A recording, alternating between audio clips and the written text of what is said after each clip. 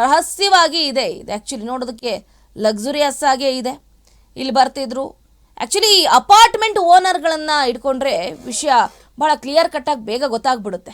ಯಾಕಂತಂದರೆ ಈ ಅಪಾರ್ಟ್ಮೆಂಟ್ ಓನರ್ಗೆ ಅಥವಾ ಮ್ಯಾನೇಜರ್ಗೆ ಕೇಳಬೇಕು ಯಾವ ಸಂದರ್ಭದಲ್ಲಿ ಬರ್ತಾಯಿದ್ರು, ಎಷ್ಟು ಜನ ಬರ್ತಾಯಿದ್ರು, ಯಾವ ರೂಮ್ನಲ್ಲಿ ಇವ್ರು ಇರ್ತಾಯಿದ್ರು, ಎಷ್ಟೊತ್ತಿಗೆ ಒಳಗಡೆ ಹೋಗಿ ಎಷ್ಟೊತ್ತಿಗೆ ಹೊರಗಡೆ ಬರ್ತಾಯಿದ್ರು, ಏನೇನೆಲ್ಲ ಡಾಕ್ಯುಮೆಂಟ್ಸ್ಗಳನ್ನು ಕೈಯಲ್ಲಿ ಹಿಡ್ಕೊಂಡು ಬರ್ತಾಯಿದ್ರು, ಇವರ ಜೊತೆ ಇನ್ನೂ ಯಾರಾದರೂ ಬರ್ತಾ ಇದ್ರಾ ಏನು, ಅಲ್ಲಿ ಹೋಟೆಲ್ಗೆ ಬಂದಂಥ ಸಂದರ್ಭದಲ್ಲಿ ದಿನಾಂಕ ಅಥವಾ ಟೈಮಿಂಗ್ಸನ್ನು ಹೊರತುಪಡಿಸಿ CCTV ಫೋಟೇಜ್ಗಳನ್ನು ತೆಗೆದ್ರೆ ವಿಚಾರಣೆ ಮಾಡೋದಕ್ಕೆ ಇನ್ನೂ ಕೂಡ ಈಸಿ ಆಗುತ್ತೆ, ಅನುಕೂಲ ಆಗುತ್ತೆ. SB ಮ್ಯಾನ್ಷನ್ ಅಪಾರ್ಟ್ಮೆಂಟ್ಗೆ ಏನು ಈ 5 ಬರ್ತಾ ಇದ್ರು ಅಂತ ಈಗಾಗಲೇ SIT ಅಧಿಕಾರಿಗಳು ಒಂಥರ ಅನುಮಾನವನ್ನು ವ್ಯಕ್ತಪಡಿಸಿದಾರಲ್ಲ, ಆ ಸಂದರ್ಭದಲ್ಲಿ ಯಾವಾಗ ಬರ್ತಾ ಇದ್ರು, ಯಾವ ಡೇಟಿಗೆ ಬಂದಿದ್ರು, ಅದಕ್ಕೆ ಸಂಬಂಧಪಟ್ಟಂತಹ ಪೂರಕವಾದಂತಹ CCTV ದೃಶ್ಯಾವಳಿಗಳನ್ನು ತೆಗೆಸಿದ್ರೆ ಇನ್ನು ಈಸಿ ಆಗುತ್ತೆ ತನಿಖೆಯನ್ನು ನಡೆಸೋದಕ್ಕೆ. ಯಾವ ಸಂದರ್ಭಕ್ಕೆ ಅಪಾರ್ಟ್ಮೆಂಟ್ ಒಳಗಡೆ ಹೋಗ್ತಾ ಇದ್ರು, ಎಷ್ಟು ಅವರ್ ಬಿಟ್ಟು ಹೊರಗಡೆ ಬರ್ತಾ ಇದ್ರು, ಯಾರ್ಯಾರ ಕೈಯಲ್ಲಿ ಏನೇನೆಲ್ಲ ಡಾಕ್ಯುಮೆಂಟ್ಸ್ಗಳನ್ನು ತಗೊಂಡು ಹೋಗ್ತಾ ಇದ್ರು, ಅಥವಾ ಖಾಲಿ ಕೈಯಲ್ಲಿ ಹೋಗ್ತಾ ಇದ್ರಾ, ಬರವಾಗಿ ಹೆಂಗೆ ಬರ್ತಾ ಇದ್ರು, ದುಡ್ಡಿಗೆ ಇಟ್ಕೊಂಡು ಬರ್ತಾ ಇದ್ರಾ, ಇದೆಲ್ಲ ಕೂಡ ಗಮನಿಸಬೇಕಾದಂಥ ವಿಷಯ. ಸೊ ಹಾಗಾಗಿ ಈಗ SB ಮ್ಯಾನ್ಷನ್ ಅಪಾರ್ಟ್ಮೆಂಟ್ ಮೇಲೆ SIT ಅಧಿಕಾರಿಗಳು ದಾಳಿಯನ್ನು ನಡೆಸುವಂತಹ ಸಾಧ್ಯತೆ ಕೂಡ ಹೆಚ್ಚಿದೆ. ಯಾಕಂದರೆ ಈಗಾಗಲೇ ಇಲ್ಲೇ ಹೆಚ್ಚು ಕಾಲವನ್ನು ಕಳೀತಾ ಇದ್ರಂತೆ ಈ ಗುಂಪು, ಅಲ್ಲೇ ಚರ್ಚೆಯನ್ನು ಕೂಡ ನಡೆಸ್ತಾ ಇತ್ತಂತೆ.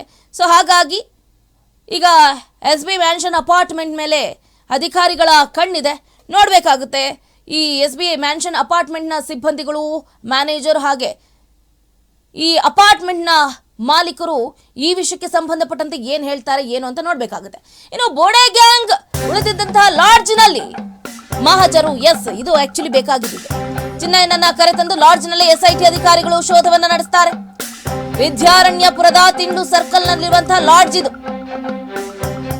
SP ಸೈಮನ್ ನೇತೃತ್ವದಲ್ಲಿ ನಡೀತಾ ಇರುವಂತಹ ಮಹಜರು ಅಧಿಕಾರಿಗಳು ಈಗಾಗಲೇ ಅಖಾಡಕ್ಕೆ ಇಳಿದು ಬಿಟ್ಟಿದ್ದಾರೆ. ಒಬ್ಬರಲ್ಲ ಇಬ್ಬರಲ್ಲ 20 ಅಧಿಕಾರಿಗಳು ಸಿಬ್ಬಂದಿಯಿಂದ ಮಹಜರು ಪ್ರಕ್ರಿಯೆ ನಡೀತಾ ಇರುವಂತದ್ದು. ಬೋಡೆ ಗ್ಯಾಂಗ್ ಉಳಿದಿದ್ದಂತಹ ಲಾಡ್ಜ್ನಲ್ಲಿ ಮಹಜರು ಪ್ರಕ್ರಿಯೆ ಆರಂಭ ಆಗಿದೆ. ಈಗ ವಿಷಯ ಬಟಾಬೈಲಾಗುತ್ತೆ. ಅಷ್ಟೇ ಅಲ್ಲದೆ CCTV ಫುಟೇಜ್ಗಳನ್ನು ತೆಗೆದ್ರೆ ಇನ್ನೂ ಕೂಡ ಕೆಲಸ ಈಸಿ ಆಗೋಗ್ಬಿಡುತ್ತೆ. ಈಗಾಗಲೇ ನೋಡಿ ಚಿನ್ನಯ್ಯನನ್ನ ಕರ್ಕೊಂಡು ಹೋಗಿದ್ದಾರೆ. ಲಾಡ್ಜ್ನಲ್ಲೂ ಕೂಡ SIT ಅಧಿಕಾರಿಗಳು ಶೋಧವನ್ನು ನಡೆಸ್ತಾ ಇದ್ದಾರೆ. ವಿದ್ಯಾರಣ್ಯಪುರದ ತಿಂಡ್ಲು ಸರ್ಕಲ್ನಲ್ಲಿ ಬರುವಂತಹ ಲಾಡ್ಜ್ ಇದು ಎನ್ನಲಾಗ್ತಾ ಇದೆ. SP ಸೈಮನ್ ನೇತೃತ್ವದಲ್ಲಿ ನಡೀತಾ ಇರುವಂತಹ ಮಹಜರು ಬಹಳ ಅಚ್ಚುಕಟ್ಟಾಗಿ ನಡೀತಾ ಇದೆ. ಸ್ವಲ್ಪ ಡೌಟ್ ಬಂದರೂ ಕೂಡ ಈಗ ಶೋಧವನ್ನು ನಡೆಸುವಂತಹ ಸ್ಥಿತಿಯಲ್ಲಿ SIT ಅಧಿಕಾರಿಗಳು ಇರುವಂಥದ್ದು. ಒಬ್ಬರಲ್ಲ ಇಬ್ಬರಲ್ಲ 20 ಅಧಿಕಾರಿಗಳು ಸಿಬ್ಬಂದಿಯಿಂದ ಮಹಜರು ಪ್ರಕ್ರಿಯೆ ಆರಂಭ ಆಗಿದೆ. ಏನಾದರೂ ಎವಿಡೆನ್ಸ್ಗಳು ಸಿಗುತ್ತೆ ಅಥವಾ ಅಲ್ಲಿ ಏನು ಅಪಾರ್ಟ್ಮೆಂಟ್ಗೆ ಹೋದಂಥ ಸಂದರ್ಭದಲ್ಲಿ ಏನು ಮಾತಾಡಿದ್ರು, ಮೇ ಬಿ ಈಗ ಹೆಂಗಾಗಿದೆ ಅಂತಂದರೆ CCTV ಕ್ಯಾಮ್ರಾಗಳಲ್ಲಿ ನಾವು ಏನು ಮಾತಾಡ್ತಾ ಇದ್ದೀವಿ ಅನ್ನೋದು ಕೂಡ ರೆಕಾರ್ಡ್ ಆಗುತ್ತೆ. ಸೊ ಆ ಥರದ ಆಪ್ಷನ್ ಈ ಅಪಾರ್ಟ್ಮೆಂಟಲ್ಲಿ ಇದ್ದರೆ ಇನ್ನೂ ಕೂಡ ಸುಲಭ ಆಗುತ್ತೆ ತನಿಖೆಗೆ. ಸೊ ಆ ರೀತಿಯಾದಂಥ ಆಪ್ಷನ್ ಏನಾದರೂ ಇದೆಯಾ ಗೊತ್ತಾಗಬೇಕಾಗಿದೆ, ಮುಂದಿನ ದಿನಗಳಲ್ಲಿ ನೋಡಬೇಕಾಗುತ್ತೆ. ಇನ್ನು ನೋಡಿ, ಮಧ್ಯರಾತ್ರಿ 2 ಗಂಟೆಗೆ ಚಿನ್ನಯ್ಯನನ್ನ ಕರ್ಕೊಂಡೋಗಿದ್ದಾರೆ SIT ಅಧಿಕಾರಿಗಳು. ಮಧ್ಯರಾತ್ರಿ 2 ಗಂಟೆಗೆ ಚಿನ್ನಯ್ಯನನ್ನ ಕರ್ಕೊಂಡೋಗಿದ್ದಾರೆ ಸ್ಪೆಷಲ್ ಇನ್ವೆಸ್ಟಿಗೇಷನ್ ಟೀಮ್ನವರು. ಜಸ್ಟ್ ಬಿಕಾಸ್ ಮಾಧ್ಯಮದವರ ಕಣ್ಣನ್ನ ತಪ್ಪಿಸೋದಕ್ಕೆ SIT ಅಧಿಕಾರಿಗಳು ಹಿಂಗ್ ಮಾಡಿದ್ದಾರೆ ಅಂತ ಹೇಳಲಾಗ್ತಾ ಇದೆ. ಕಳೆದ 7 ಗಂಟೆಗಳಿಂದ ನಡೀತಾ ಇರುವಂತಹ ಮಹಜರು ಬಿಟ್ಟು ಬಿಡದೆ ನಡೀತಾ ಇದೆ.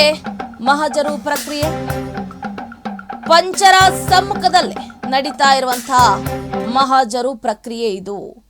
ಮಟ್ಟಣ್ಣನವರ್ ಅಪಾರ್ಟ್ಮೆಂಟ್ನಿಂದ 1.5 ಕಿಲೋಮೀಟರ್ನಷ್ಟು ದೂರ ಇದೆ ಅಷ್ಟೇ. ಇದು ಓಡಾದ್ರೆ ಸಿಗುತ್ತೆ ಈ ಅಪಾರ್ಟ್ಮೆಂಟ್.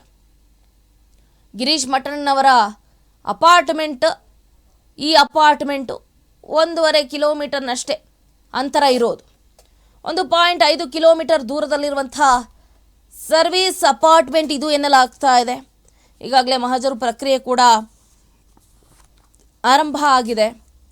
ಸೊ ವಿಷಯ ಇನ್ನಷ್ಟೇ ಬಯಲಾಗಬೇಕಾಗಿದೆ. ಈಗಾಗಲೇ ಹೇಳಿದಾಗೆ ಒಂದು ಕಡೆ ಚಿನ್ನಯ್ಯ ಯಾವಾಗ ಬೆಂಗಳೂರಿಗೆ ಬಂದಿದ್ದ, ಎಷ್ಟು ದಿನ ಬೆಂಗಳೂರಿನಲ್ಲಿ ತಂಗಿದ್ದ, ಜಯಂತ್ಗೂ ಚಿನ್ನಯ್ಯನಿಗೂ ಏನು ನಂಟು, ಜಯಂತ್ ಹಾಗೆ ಚಿನ್ನಯ್ಯನ ಜೊತೆ ಯಾರ್ಯಾರು ತಂಗಿದ್ರು, ಬುಡೆ ತಂದಾಗ ಅವನ ಜೊತೆ ಯಾರಿದ್ರು?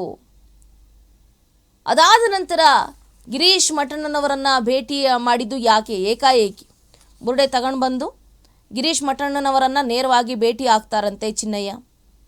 ಫೋನ್ಗಿನ್ ಮಾಡಿ ಇಲ್ಲಿಗೆ ತಗೊಂಡ್ಬಂದ್ಬಿಡಪ್ಪ, ಇಲ್ಲೇ ಪೇಂಟ್ ಗಿಂಟ್ ಹೊಡೆಸ್ಬಿಟ್ಟು ತಗೊಂಡು ಹೋಗೋಣ ಅಂತ ಹೇಳಿದ್ರು, ಏನೋ ಗೊತ್ತಿಲ್ಲ. ಬಟ್ ನೇರವಾಗಿ ಗಿರೀಶ್ ಮಠಣ್ಣನವರನ್ನು ಚಿನ್ನಯ್ಯ ಭೇಟಿ ಆಗಿರ್ತಾರಂತೆ. ಅದಾದ ನಂತರ ಬೆಂಗಳೂರಿಗೆ ಬಂದು ಜಯಂತ್ರನ್ನ ಭೇಟಿ ಆಗ್ತಾರಂತೆ. ಜಯಂತ್ ಅವರ ಮನೆಯಲ್ಲೇ ವಾಸ್ತವ್ಯವನ್ನು ಹೂಡ್ತಾರಂತೆ. ಸೊ ಹಾಗಾಗಿ ಈ ಪ್ರಕರಣ ಒಂದೇ ಹಂತದಲ್ಲಿ ಇಲ್ಲ, ಬೇರೆ ಬೇರೆ ತಿರುವುಗಳನ್ನು ಪಡ್ಕೊಳ್ತಾ ಇದೆ. ಚಿನ್ನಯ್ಯ ಒಂದು ಕಡೆ ಇರಲಿಲ್ಲ, ಬೇರೆ ಬೇರೆ ಕಡೆ ಎಲ್ಲ ಕಾಲಿಟ್ಟಿದ್ದಾನೆ. ಸೊ ಹಾಗಾಗಿ ಎಲ್ರಿಗೂ ಕೂಡ ಈಗ ಟೆನ್ಷನ್ ಆರಂಭ ಆಗಿದೆ. ಒಂಥರ ಧರ್ಮಸ್ಥಳ ಬುರ್ರೆ ಗ್ಯಾಂಗ್ಗೆ ಈಗ ಢವ ಸ್ಟಾರ್ಟ್ ಆಗಿದೆ ಅಂತಲೇ ಹೇಳ್ಬೋದು. ಬೆಂಗಳೂರು ಟು ದೆಹಲಿ, ದೆಹಲಿ ಟು ಧರ್ಮಸ್ಥಳ, ಹೀಗೆ ಸುತ್ತೋರ್ದು ಬಿಟ್ಟಿದ್ದಾರೆ ಆ ಬುರ್ಡೆಯನ್ನು ಇಟ್ಕೊಂಡೆ. ಈಗ ಸದ್ಯಕ್ಕೆ ಗಿರೀಶ್ ಮಠಣ್ಣ ಹಾಗೆ ಜಯಂತ್ ಅವರ ನಿವಾಸದಲ್ಲಿ ಮಹಜರು ಪ್ರಕ್ರಿಯೆ ಆರಂಭ ಆಗ್ತಾ ಇರೋದರ ನಡುವೆನೇ ಈಗ ಒಂದು ಅಪಾರ್ಟ್ಮೆಂಟ್ಗೆ ತೆರಳಿದ್ದಾರೆ. ಚಿನ್ನಯ್ಯನನ್ನು ಕರ್ಕೊಂಡು ಹೋಗಿದ್ದಾರೆ. ಅಲ್ಲಿ ಇವರೆಲ್ಲ ಏನು ಪಂಚಪಾಂಡವರು ನಡೆಸ್ತಾ ಇದ್ದಂತಹ ಸಭೆಯ ಬಗ್ಗೆ ಚರ್ಚೆಯನ್ನು ನಡೆಸ್ತಾ ಇದ್ದಾರೆ. ಈ ಚರ್ಚೆಯಲ್ಲಿ ಇನ್ನು ಏನೇನೆಲ್ಲ ಅಂಶಗಳು ಹೊರ ಬೀಳುತ್ತೆ ಅನ್ನೋದನ್ನ ಕಾದಷ್ಟೇ ನೋಡಬೇಕಾಗುತ್ತೆ.